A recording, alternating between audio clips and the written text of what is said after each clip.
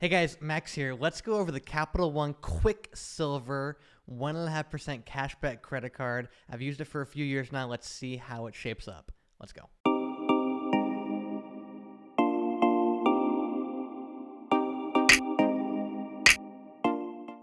I mean, who couldn't like a card with Samuel L. Jackson on all the advertisements, right? Am I right? He makes everything more fun. Anyway, on to the review.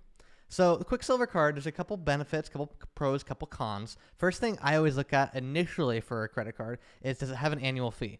The good news is this one has 0 annual fee, which is something I always enjoy. Then obviously the big perk of this card is there's no rotating categories. There's nothing to think about. It's 1.5% cash back on every purchase every day. And this is one of the best benefits I've seen in quite some time. It's a $200 cash bonus when you spend $500 or more within 3 months. That most people can fit the bill for $500 within 90 days. $200 bonus, it's a pretty good return on your investment there. Capital One gave me initially $10,000 in credit. I had a 750 credit score when I applied. You will have more or less depending upon your situation. Now, before you apply, though, I'd encourage you to check your credit score. If you go to maxmymoney.org/CS for Credit Sesame, I've used this service for quite some time.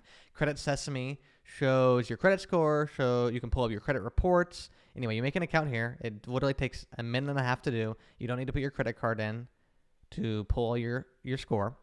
So if we go to Credit Sesame, this will be the landing page. It'll show your credit score. It'll show throughout history what your credit score has done.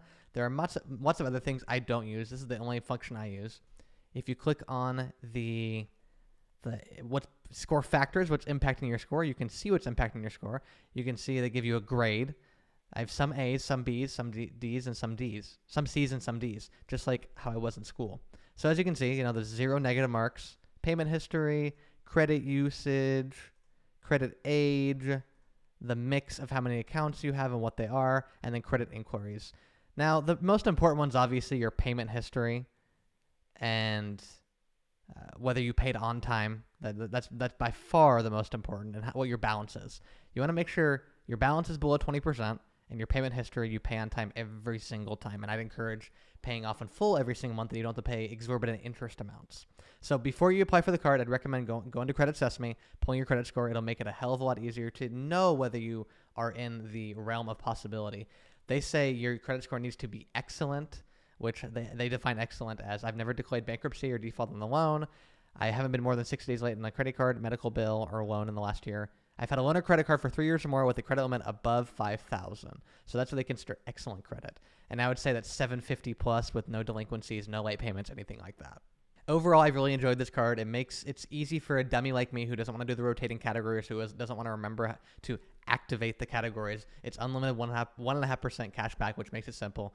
Who doesn't love Samuel L. Jackson? I know, right? Anyway, really good card. I've called the customer service a couple times. Good experience. I've really enjoyed it. And that's that. I hope you guys enjoyed this video. I will catch you guys in the next review, and have a magnificent rest of your day.